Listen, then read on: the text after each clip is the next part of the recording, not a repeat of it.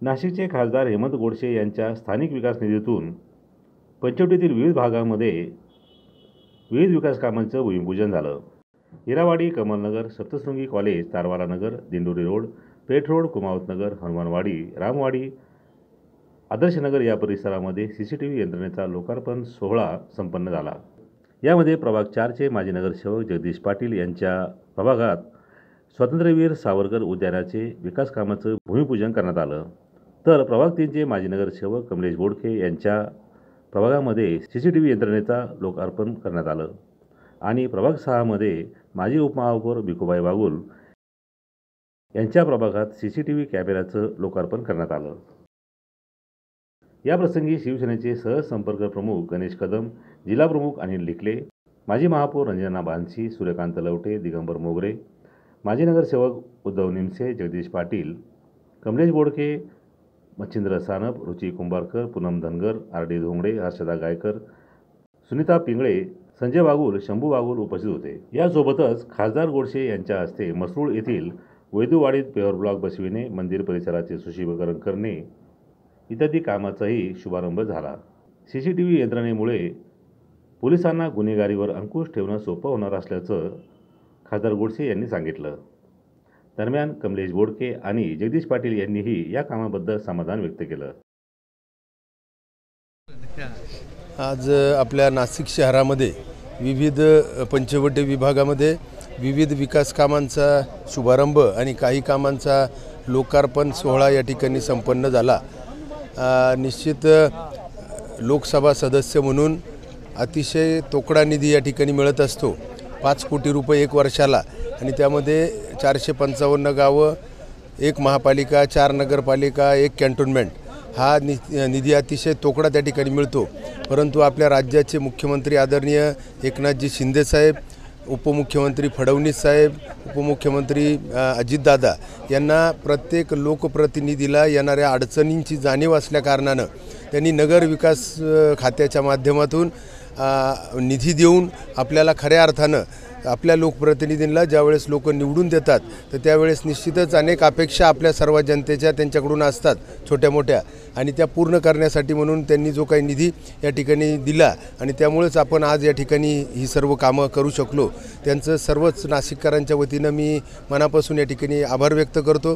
ही कामं करत असताना स्थानिक लोकप्रतिनिधींनी देखील यामध्ये विशेषतः लक्ष घालून आपल्या जनतेला, आपल्या नागरिकांना काय काय सुविधा लागतात आणि त्या कुठल्या ना कुठल्या माध्यमातून पूर्ण करायचं काम ते देखील प्रयत्न या ठिकाणी करत असतात। त्यांचं देखील भिकूताई असतील, आमच्या भिकूबाई असतील, आमच्या सुनीताताई असतील, यांचं देखील मनापासून या ठिकाणी अभिनंदन करतो। यापुढे देखील आज पेठ रोड प्रभाग क्रमांक 5 मध्ये खासदार हेमंतप्पा गोडसे यांच्या निधीतनं दत्तनगर गार्डन आणि दत्तनगर समाज मंदिर तसेच कुमावत नगर परिसरात त्या सर्व उद्यानामध्ये CCTV कॅमेरा लावून त्याचं लोकार्पण आज नाशिक शहराचे खासदार हेमंतप्पा गोडसे यांच्या उपस्थितीत आणि त्यांच्या हातून संपन्न झालेला असून निश्चितच या CCTV कॅमेऱ्याच्या माध्यमातून इथं जी गुन्हेगारी चालली होती त्याला निश्चितच आळा बसेल। मी खासदार हेमंतप्पा गोडसे यांचं निश्चितच प्रभागाच्या वतीने आभार व्यक्त करतो। धन्यवाद। एक CCTV या ठिकाणी 3 गार्डन मध्ये लावण्यात आलेले आहे आणि त्यानंतर एक 10 गार्डनचं पुढे प्रोव्हिजन आहे, ते एवढ्यात 1 महिन्यात लावण्यात येईल असं आप्पांनी मला आश्वासन दिलेलं आहे।